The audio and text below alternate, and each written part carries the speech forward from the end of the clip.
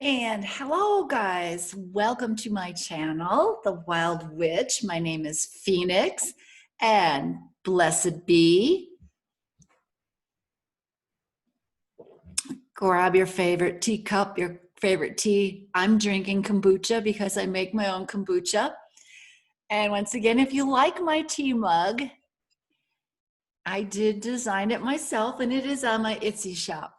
Okay, so very interesting story because we are in my favorite time of the year, Samhain. I just love this time of the year. And I live up in the Rocky Mountains of southwestern Colorado. And I live at the base of Mount Chavano, which is one of the 14ers. And the colors are just amazing. Now I know where they get the colors from. And if you really like to read a really spooky, mystery type story, feel free to pick up my book, Candlelight and Cobwebs.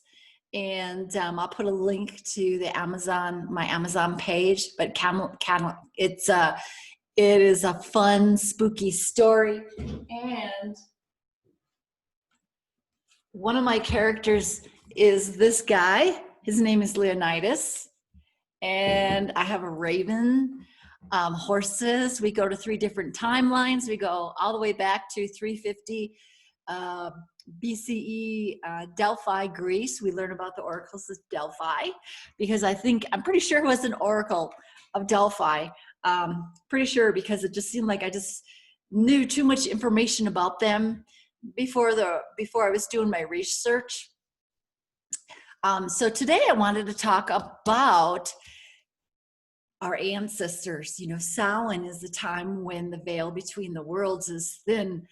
And I don't know, for you, I feel like because I'm clairvoyant, clairaudience, claircognizance, clairsentience, I have them all. It just seems like for me, it's like the veil between the world is always thin for me. But a very interesting story about my daughter. This is her. That's Whitney.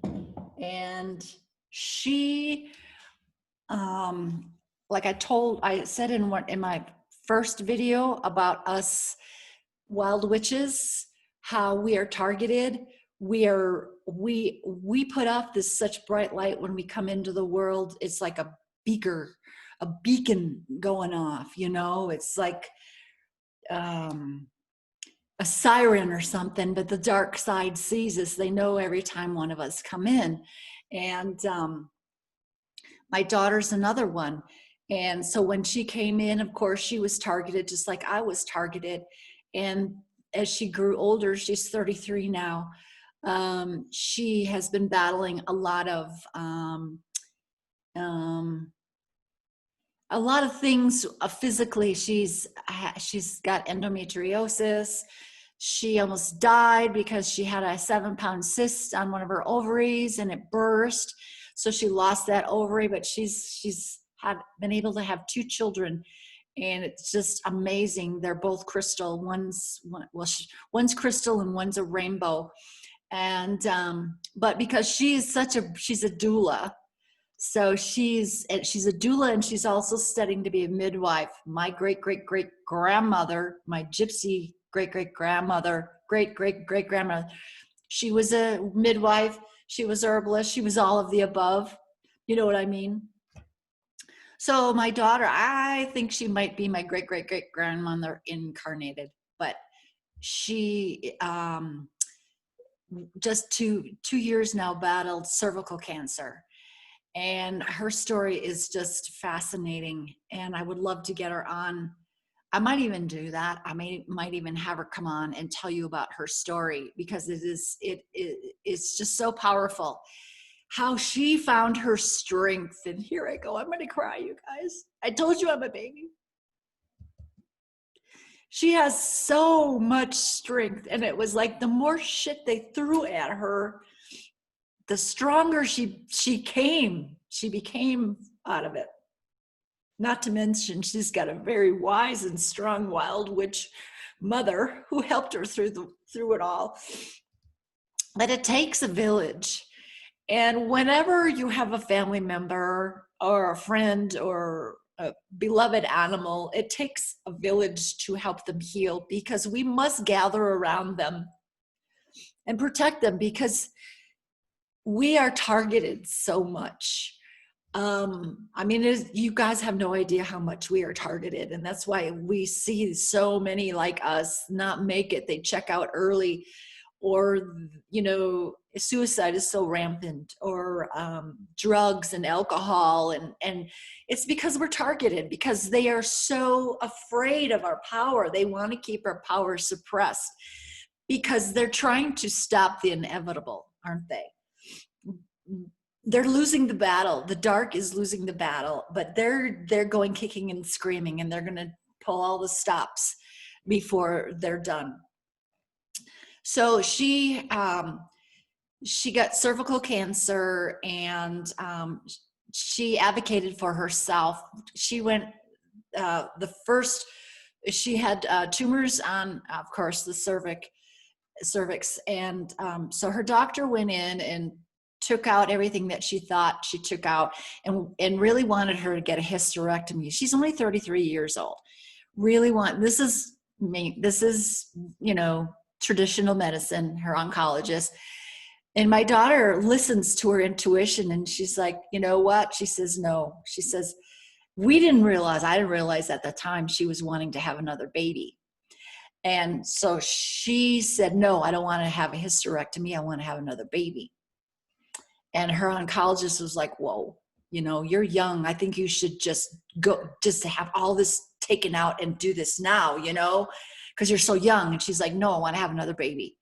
And so she said, okay. She said, we will go in, and we took out, I think I was pretty good about, you know, I think I got all of the tumors and everything out. Let's go, and we'll take out some of the lymph nodes and see if the lymph nodes are clear, then go ahead and you can try to get pregnant. Long story short, lymph nodes were clear. She got pregnant, and she's had a little girl. Her name is Sage. And she's got a 5-year-old, at that time, 4-year-old boy named Tristan. Recognize the names, guys? And so Sage was born, but Sage was born premature. But Sage, coming in a higher frequency being, because all the work that us wild witches have been doing to change the vibration of this planet, these higher being children are coming in now by like crazy, and they're going to help do what we've been doing. They're going to help us. And they're not quite as kick-ass as we are. We had to come in with, you know, attitude, where these guys are coming in with love. They're just like fifth dimension love all over. They're just spreading love. And so my granddaughter was like that.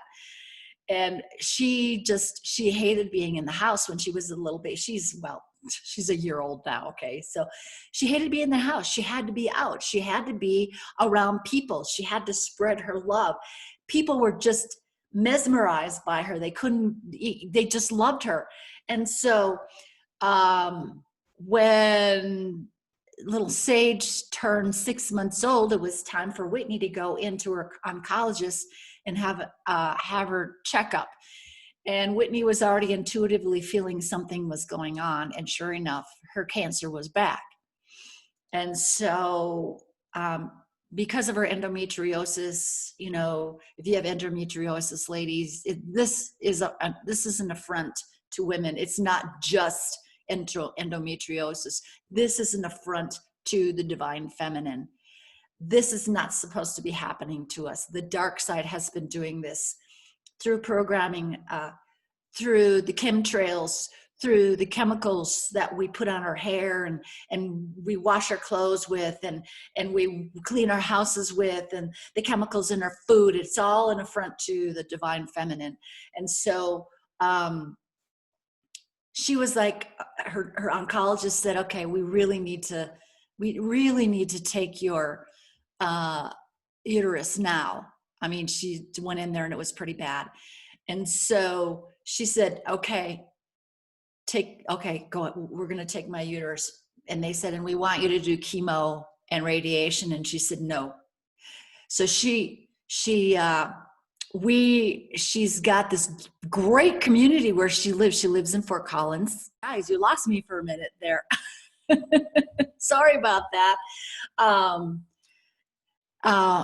They don't want me to tell you this. That's why. And now we have a fly buzzing around this. They don't want me to tell you this stuff. They don't want me to help you guys reclaim your power.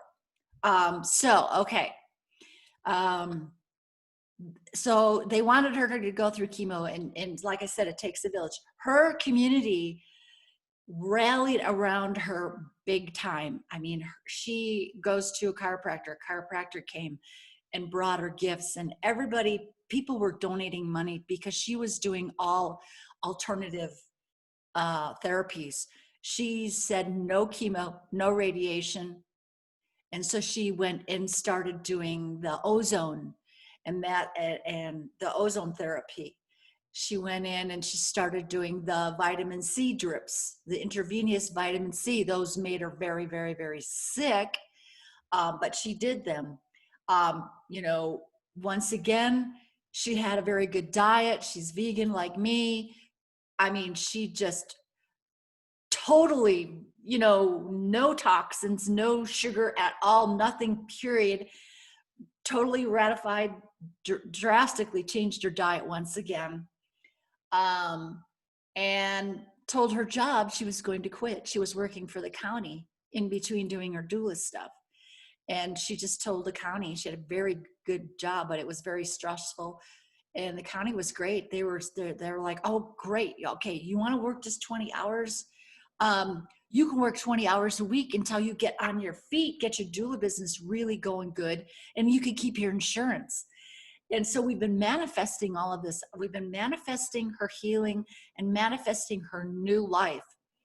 And so she was doing all of this, therapy stuff. She went to a friend that was, who is a clairvoyant, and did a reading. She got a reading from her. And, so she knew she had to change the stress that was going on in her life. And she knew she was on the wrong path, and she had to get on the right path for what, she's going to be a doula and a midwife. I mean, we need these women. And the county stepped up and said, if you get your business going, we decided that we are going to pay for all of our women who work for the county to have doulas. And you can be the doula, you and your business. I mean, things were just falling in place. I mean, it was crazy. It was ridiculous. And so here I am here. I did go and help her, stay with her and the kids and help her, and brought her all my Organite. Brought her all my Organite that I make with the Triskelion. And this is my love Organite. So, and it's got the heart. Is it upside? Oh, yeah. Okay. Brought her all my Organite. And so while this was going on, we're getting to the Halloween, Samhain spirits. It's coming there, guys. Hang with me. Okay. And so my dad passed away. The old gypsy guy passed away last August. And Whitney felt him around when she was pregnant with Sage. And she really felt him around when Sage was born premature. She kept saying, Grandpa's here. I feel him. Grandpa's here. And then she felt him around again when she got the second diagnosis of cancer. And we were talking one day, and she goes, I know Grandpa's here. And I said, yeah, I know he's here. He's been coming in my dreams. I've been seeing him in my dreams. And when we were talking, I all of a sudden got from him, yes, I'm here to help. I chose to cross earlier because I knew this was happening, and I could do more work on the other side to help you guys because he was sick before he passed. And he says, I felt like I didn't do enough for you guys when I was still in the physical plane. And so yes, he was here helping us. And so I have my spiral wheel, and I'm going to do a video. I'm going to take you guys out in my spiral wheel and show you how to, and I think every one of us should have one in our yard. The spiral wheel is the cosmic energy. If you see spirals, it's Gaia, it's nature showing us it's her favorite way of showing us where energy vortexes are, where the conscious energy is coming in. And so I built 2 of them so far in my yard, basically because of the chemtrails. And I can clear the chemtrails. I can clear them with my Organite, I can clear them with my spiral wheel, and I can clear them by going out and working with the elementals and working with Gaia and working with Sister Sun. I call her Sister Sun. To me, she's feminine. All planets to me are feminine. And it's amazing to watch. Anyways, that's another video. So in the meantime, we're going, Grandpa's around. And I got a picture of him.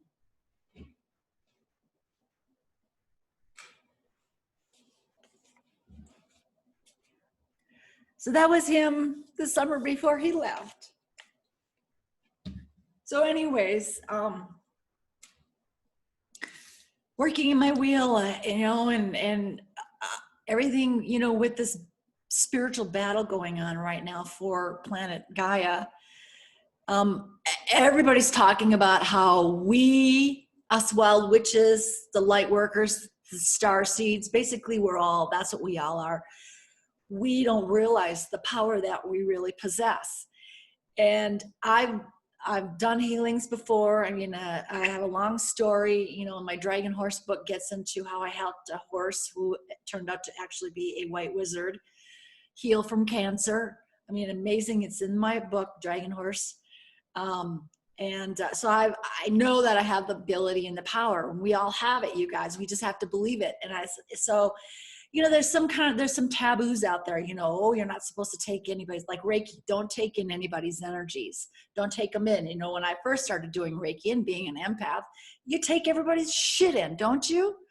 I mean, I have one story where I'm having breakfast with this new couple. When we moved up here in the mountains, we had breakfast with this new couple, and I felt like I had asthma. I was coughing. I was like, I couldn't breathe. And I was like, what the heck's going on? I don't have asthma. And so we're sitting there and we're talking. This woman tells me, oh yeah, I have COPD. And I was like, bingo. That's what I was feeling. As soon as we left, I was fine. So, lost my train of thought, you guys. Dyslexia. We're multidimensional. We are always we're always talking about 5 different things at once. Okay. So healing. We have the power. You guys do not know how much power you have. You are so strong. You wild witches, the ones that know, great. I'm so happy. Get busy, girls. Get busy. Okay, we need you now. Okay, so I'm in my wheel and I'm doing my normal routine. And, one of the taboo things came up with my daughter, and I'm always working, I'm sending that energy, that cosmic energy through my heart, because I work through my heart, sending it to my daughter. And it's like, you can't take on anybody else's illness. That's that dark side going, you can't do that. That's cheating. What the fuck? You've been cheating for thousands of years. What are you talking about? So, me, the one that's the warrior, says, I'm going to take her illness. And so for 2 days, and this was just before her final checkup, they wanted her to go in for more chemo and radiation after they took her uterus. And she said no. So they said, okay, we're going to do a PET scan and see if you got any cancer. They did the PET scan. She said, and I was doing work on her when she was doing the PET scan, and she said she didn't even remember doing it. She didn't even remember going in the machine. All she remembered was going to the clinic and then going home. Isn't that amazing, guys? And so the PET scan showed that she had some strange spots on both of her hips. And they, of course, let's shoot radiation and chemo at it. And she's like, no. And she says, okay, let's biopsy. So they biopsied one of them, and they went in and took 5 biopsies. And I mean, the guy who did it hit a nerve, and she was in so much pain. And, you know, because of the opioids, stop it, because the opioids, they don't like to give them any painkillers now. So they pretty much let everybody suffer. Well, she was screaming. I mean, she was just screaming. The pain was so bad. So finally the nurse advocated for her and got her a little help. And so we had to wait for that biopsy to come back. And in the meantime, I'm doing my healing work on her. She's doing her work, her manifesting, and I'm doing it too. And I get this, I'm going to take in the illness. I'm going to take it. I can do it. I'm her mother. We're the same. I mean, I have permission. I'm going to do it. And at first, you guys, I was a little bit afraid, and that was that dark. Remember the dark working on you, going, you're going to get cancer too. You're going to die, you know?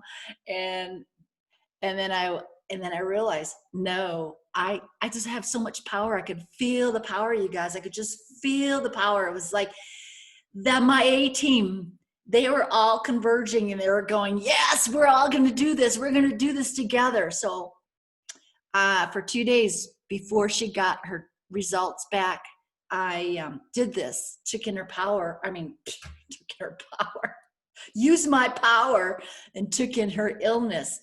But what we did was I took it in and I gave it to Gaia, so Gaia could transmute it. And so I did that in my wheel 2 days. And then the night before her results came back, I dreamt my dad was in my dreams again. And I was at a conference. I was at a spiritual conference, and I'm sitting there, and I could all of a sudden feel something coming up my throat. You know, it's like, oh, you know, like phlegm or something. So me and my husband and whoever, somebody else was with me, we went outside. And you guys, it's gross, okay? But I wasn't afraid. Hang on. So I could feel it coming up, and I wasn't afraid. And it was like, the only way I can describe it was like bread dough, you know, but real soft bread dough, like water was put on it. And so I'm pulling this out in my dream. And I'm pulling and pulling, and it's coming. And then all of a sudden it stops, and I could feel it where it was attached to my throat, and it was holding on. It didn't want me to take it all the way out. It was fighting. And in my dream, I knew. And I was like, at first I was like, ooh, you know, am I going to hurt myself by really yanking? What do I do? You know, I want this out. So I did. I yanked really hard, and it came out. And in my dream, my throat was sore. You know, it felt like something happened in my throat. It was sore. And I yanked it out, and we looked at it. I had it in my hands, and we looked at it, and it transformed from the bread dough to a big tumor. And I'm looking at this tumor, and all of a sudden, like, we could see the parasites, because we have parasites, all you guys, you know, witches, wild witches and light workers, and anybody that's working for the light is going to have some kind of parasitic attachment to, you know, work on us, to keep us dragged down, to stop us. And we could see the parasites in there. And I said, okay, I'm giving it to Gaia. So I just gave it to Gaia. And she, you know, she burnt it, transmuted it. And we're watching, we're looking at it. And here comes my dad in my dream. And my dad, I had 3 dreams during this period. And he was always very young, like he was 26. And here he comes, and he's got all his hair, black hair. And he was so happy. He was just so excited. And he grabs me, and he gives me this big, huge hug. And he used to do it when we were kids. He would just hug us so tight until we go, Dad, you're squeezing me. And so he hugged me so tight. And he just kept hugging me and hugging me and hugging me. And then he let me go, and he walked away. And I felt like that was goodbye. And so the next day, my daughter's results came back, and they were clear. So she was clear, and she didn't do any chemo, and she didn't do any radiation, but it took a village. It took a family. It took all of us to help her. It took her, and it took all of us to be on board. And her whole life has changed. And her whole life is changing, and she's so excited now about getting her doula business going. And she's, she's going to offer Reiki and all of these other things to her clients. And but her oncologist wants her to have a CT scan every 3 months. And for me, I think it's just a way of keeping that cancer forefront in her mind. So she just can't totally get rid of it. But I keep telling her that you're done. And we were talking, and I asked her, I said, do you still feel grandpa around you? She goes, no. And I says, I don't feel him either. And I says, see, he came back to help. He was here long enough to help us out. And now he knows that everything's going to be okay. Everything's great. And that old gypsy guy, he didn't do all the magical stuff that we did, because when he was brought up, they came from Czechoslovakia to escape the Gypsy Holocaust. 900,000 of them were burned, just like the Jews at the same time. Czechoslovakia had their own Holocaust. So his family came over here, and it cost them $1,000 a person to come. So they came here to get away. But of course, they could not do any of the stuff that they did in the old country otherwise, because of Christianity. They had to meld into society. And so he didn't want to talk about any of that stuff. And he would always tell me, I can't, because you're bringing up the horrible past. I just can't go there. But he loved to hear about my escapades, and he would just get so much enjoyment out of hearing me. And so that was his last final escapade before he decided to, his thing was he was a Trekkie. He was Star Trek. He wanted his own spaceship, whatever that they flew, and the movie Star Trek. So I'm pretty sure that's what he's doing right now. So you guys, we have the power. I've done it before. Many times. It's a matter of believing it. It's a matter of kicking out the parasites, kicking out the targeting, recognizing the triggers that are keeping us down, recognizing the programming in our frontal lobe that's keeping us from our true power. And it's learning to work through the heart. And so we need you guys right now to really, when you watch those movies, those Marvel movies, and you see them kicking ass, which person are you? Are you the one that would love to be the one that knows what's going on around the world and the one that's involved in kicking ass? Or do you just want to be the person that has no clue what's going on? I'm going to Starbucks. I got my smartphone. I'm going to go to Starbucks and watch a movie. You want to come with? While we're out there doing the work, saving humanity, saving our planet. Excuse me. So we have a choice. And if we're going to really kick ass in this final battle, we have to start doing the work. We have to recognize how powerful we are. We have to, let's start working. My power animal is a Black Panther. All the big cats, they're all about reclaiming our power. Let's reclaim our power, people. And let's get out there and let's do the work. Let's clear this planet from the chemtrails, the nasty chemtrails that are killing our trees, that are killing us, that are making us sick, that's taking our oxygen away from us. Let's restore our planet back to the glory that she once was during Lemurian times. Imagine, we have to start imagining the beauty and the abundance that has been taken away from us and bring it back. And so that's my Halloween story for this year. And yes, working with our ancestors, we cannot we can't forget about them, how powerful they are. Even our ancient ancestors, they are the ones that were connected to this planet. They were the ones that could talk to her. They were the ones that could share in the abundance and help control the weather, and until those dark beings came and decided they wanted the planet for themselves. So that's all I got for you today, guys. We will talk to you soon. And like I said before, if you like my content, please subscribe. It's a new channel, and hit the bell. And we will talk to you soon.